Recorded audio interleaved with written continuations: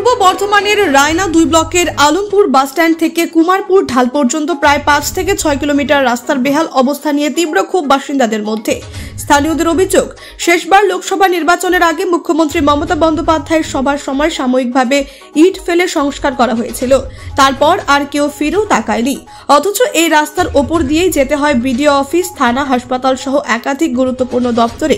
স্থানীয় বাসিন্দা শেখ ফিরোজ বলেন, এতটাই খারাপ রাস্তা, হাঁটতেও সমস্যা হয়। বৃষ্টি হলে কাদা, শুকনো দিনে ধুলোয় ঢেকে যায় চারপাশ। এই প্রসঙ্গে বিডিও অনিশা জজ স্বীকার করেছেন, রাস্তার অবস্থা সত্যি খারাপ, তবে এটি PMGSY প্রকল্পের আওতায় থাকায় কিছু প্রশাসনিক জটিলতা রয়েছে। বিষয়টা ঊর্ধ্বতন কর্তৃপক্ষকে জানানো হয়েছে বলে তিনি আশ্বাস দিয়েছেন।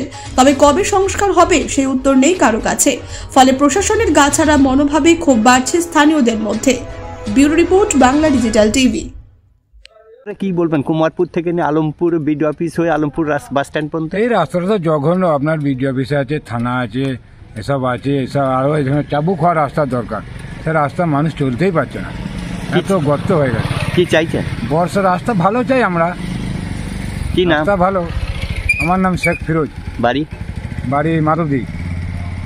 এই যে দীর্ঘদিন ধরে পড়ে রয়েছে কুমারপুর ঢাল থেকে নিয়ে একেবারে আলমপুর রাস্তা পর্যন্ত, এই রাস্তায় এখানে সব রকমই অফিস আছে, সমস্ত রায়না 2 ব্লকের যত, এই রাস্তায় আসতে খুবই অসুবিধা হচ্ছে মানুষের। কি বলবেন? এটা একটা সত্যি একটা বিষয়, কেননা রাস্তাটা খুব গুরুত্বপূর্ণ এবং সব অফিসগুলো আমাদের এদিকেই আছে, এই রাস্তার ওপরেই আছে। পথশ্রী থেকে আমাদের প্রচুর রাস্তা হয়েছে, কিন্তু এই রাস্তাটার অসুবিধে হচ্ছে এটা PMGSY এর রাস্তা। সেই জন্য এটা ঊর্ধ্বতন কর্তৃপক্ষকে জানানো হয়েছে, যখন হবে রাস্তাটা তখন মেরামতি হবে। এটি আমাদের হাতে নেই বা আমাদের এখতিয়ারে নেই।